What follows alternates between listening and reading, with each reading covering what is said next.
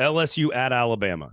And a lot of this game, Steven, is how I feel, like how I vision I have these visions of what the game could look like. And I see a lot of Alabama receivers running wide open through the LSU secondary. And like the LSU defensive player is not in the frame.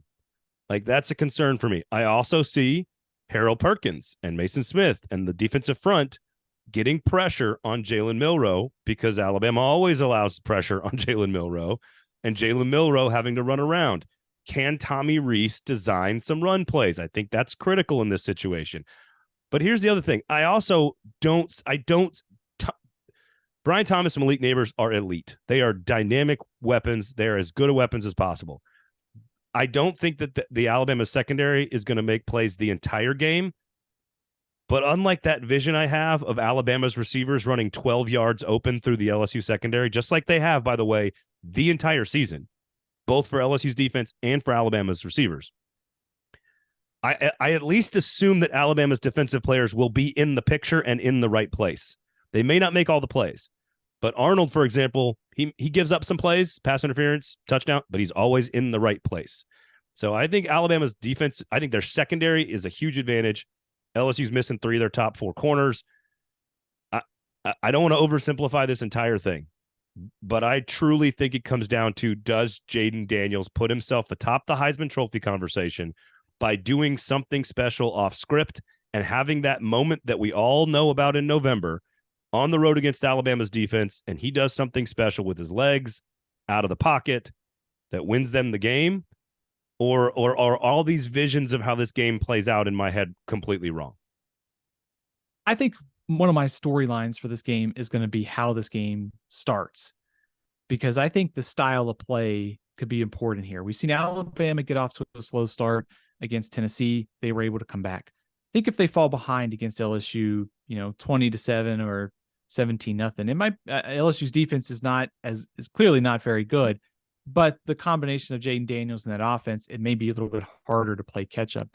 So I think Alabama's consistency over the 4 quarters, it really hasn't been there at times this year. They're going to need a better consistent effort in this one to beat LSU. But really, this, like to your point, the matchup kind of boils down to, you have Jayden Daniels and the high-powered LSU receivers against an Alabama secondary that's been good. Texas showed you can hit some plays on them, though, back in September.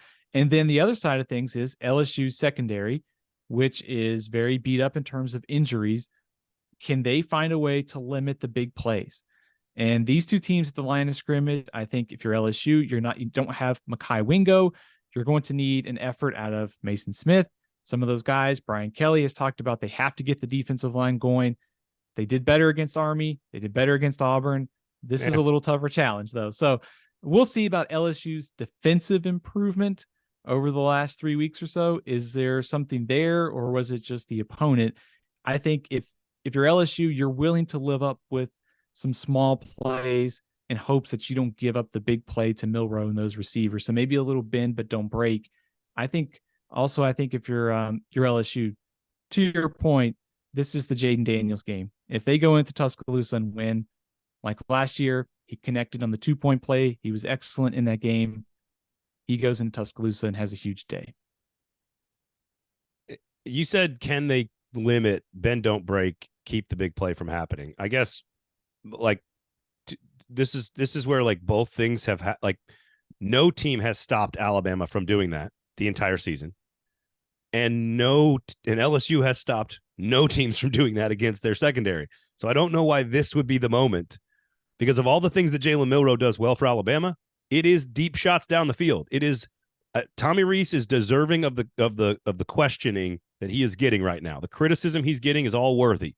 Design some plays for your 4-4 quarterback. How about to run the football? But you cannot argue how and when they have schemed those receivers open on those deep shots. It has worked every single week against defenses way, way better than Tennessee. And here's the other thing. I agree with your point about the 4 quarters for Alabama. They were down against Tennessee, much better defense than LSU. They're down, not playing elite football against Texas A&M. What did they do in the second half of both those games? They came out and absolutely dominated on defense. Now, can you do that against Jayden Daniels and LSU? Probably not. But I don't see a way in which LSU gets stops. The only way it happens is if Harold Perkins is like spying Jalen Milroe and they force him and they play like a 3 deep shell coverage where like they are forcing him to make quick decisions and he has to throw intermediate routes. But you know what Tennessee kind of did? They kind of made him throw those intermediate routes and they won the game, not only because they hit the deep shot to Bond to start the second half, but because they also hit Burton on those dig routes across the middle. He actually hit the intermediate routes. So I just don't know how LSU, like there's not a matchup in which I like LSU. And that's probably a reason to pick LSU. But this is a home game. Saban has earned his money in the second half. They did not against Arkansas. That was the one game where the second half they were not very good. I don't know. Who you got? I think, well, first of all, I think to your point on Jalen Milroe, I think he's played a lot better, I think, since he settled into the starting job. Like after the South Florida game, I think he's gotten a lot more confident. I think he's been a lot more just comfortable. And I think he's progressed a lot. And maybe we probably should be giving him just more credit in general. But I do think he's gotten better as the season has gone along, for sure. Yeah. And still dealing with an offensive line that's struggling, a run game that seems to be very hit or miss for Alabama. So I think if you're LSU, maybe the matchup you can try to win is on early downs. If your defensive front wins, like you said, Harold Perkins creates some negative plays, 3rd and 8, 3rd and 7, 3rd and 9. If Alabama wins those situations and Milroe has done that, then I think that's still your best path of defense. And I think just not giving up the big plays. I also think too the mobility of both quarterbacks here, because I think both teams can create some negative plays around the line of scrimmage. We talked about Jayden Daniels and Dallas Turner in that Alabama defensive front. They're going to be in the backfield. Like, can you escape? Can you make some throws on the run? Same thing for Milroe. So to me, Alabama is probably a more complete team that we know of right now because of LSU's defensive issues. If LSU's defense was a little bit better, I was prepared to pick LSU a few weeks ago. The spread in this game dropped from 7-8 all the way down to 3. A lot of people coming in on LSU. I just think in a game like this, if you trust one defense, I think it's pretty clear. I think it's Alabama, despite how much I like the way Jayden Daniels and these receivers are playing for LSU. I'm going to use this in just a minute on the show about Texas, so stay tuned. But I think the reason LSU wins the game, outside of something special from Jayden Daniels, just his Heisman game where he does 400. Caleb Williams has that game against Notre Dame last year. Lamar Jackson has that game against Florida State. We see guys do this all the time where they win the Heisman because of a moment, a game, a performance, a situation, and that certainly could happen for Jayden Daniels in this game, and that's the reason they could win. The other reason that LSU could win, and this is very vague and this is very hard to pinpoint, that if Alabama just isn't as good as we've expected, like this whole the questions about the big picture future of the program, they're just not that good. They're not. They trail against Tennessee. They have to go to war against the middle of the pack Texas A&M team. They lose to Texas at home. The penalties, LSU's just better. LSU's just the better football team. They pressure Jalen Milroe the whole time.